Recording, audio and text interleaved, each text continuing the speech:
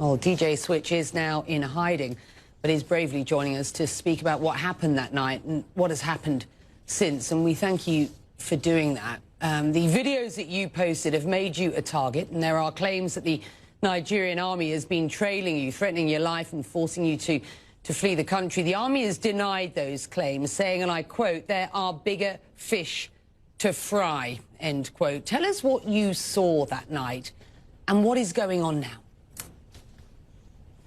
Well, thank you for having me, Becky. Thank you for giving us your platform to continue talking and sharing the story.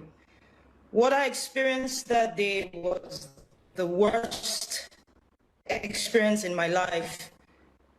The Nigerian Army that is supposed to protect us came with no warning. None, nobody, no representative to come speak to us first. At least they just came in guns blazing. We heard gunshots from behind the toll gate, because we were on one side of the toll gate, and we heard gunshots from behind and people running. So what we did was just to go down and sit down and just stay still, wave our flags. So because we believed that if we waved our flags, they would see that we are not here to cause any harm. We're not here to cause any troubles. We're just here protesting, as is our right to do so. So there was no warning, nothing. They came shooting. People were just dropping. I can't even explain that to you. It was such a chaotic scene that most times I find it difficult to close my eyes without seeing those scenes. And after they left, the Nigerian police came, SARS to be precise, because looking at the uniform, the ones we could see, and especially one man that was putting on white, I don't know who he is or something, but he had a pistol, kind of like a small gun, and he was just shooting at us directly, and we were just running for our lives. That's the short story of it, really. Just after the Leki Gate incident, I spoke with the Lagos state governor. Have a listen to what he told me. Becky, I genuinely believe there will be change for two reasons. One, you know, what has happened, especially in Lagos, is extremely unimaginable. That's number one. Number two, it was a clarion call, you know, for all of us in government, you know, especially, you know, understanding and realizing, you know, what the youth, what they truly want us to be doing, you know. So it hit all of us like a thunderbolt, and it was just, you know, a wake-up call. Your response to what you just heard there?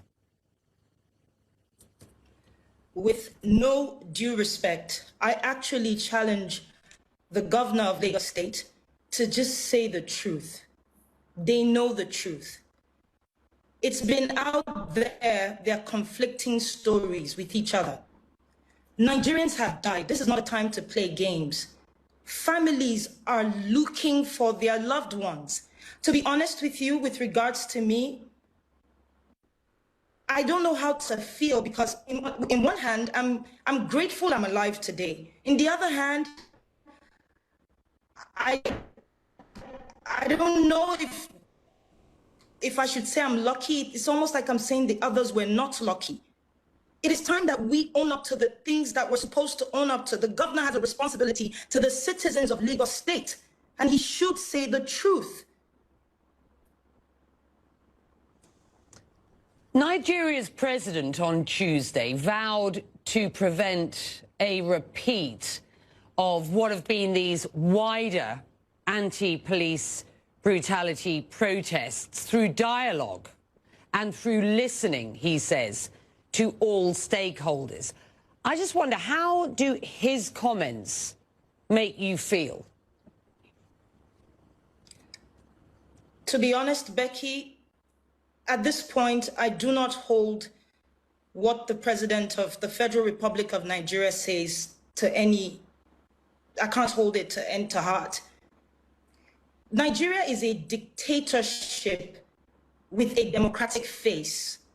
And I think that is primarily to please the international communities. It is our right to protest anything that we see and change that we demand.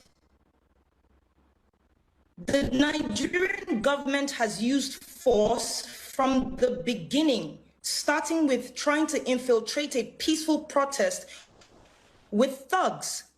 That didn't work out. And then they've moved to bringing the military in.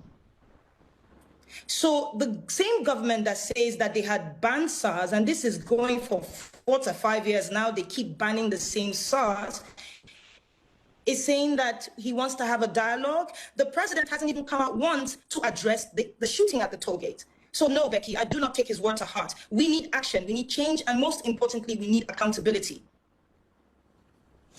You've said about this whole experience, and I quote here, "It is cause for what I believe is just. It is shock at the response of my government towards the people it is sworn to protect. It is courage to speak up no matter what. And for me, the will to see justice, accountability and a change in Nigeria, no matter how much is offered to me or threats to me."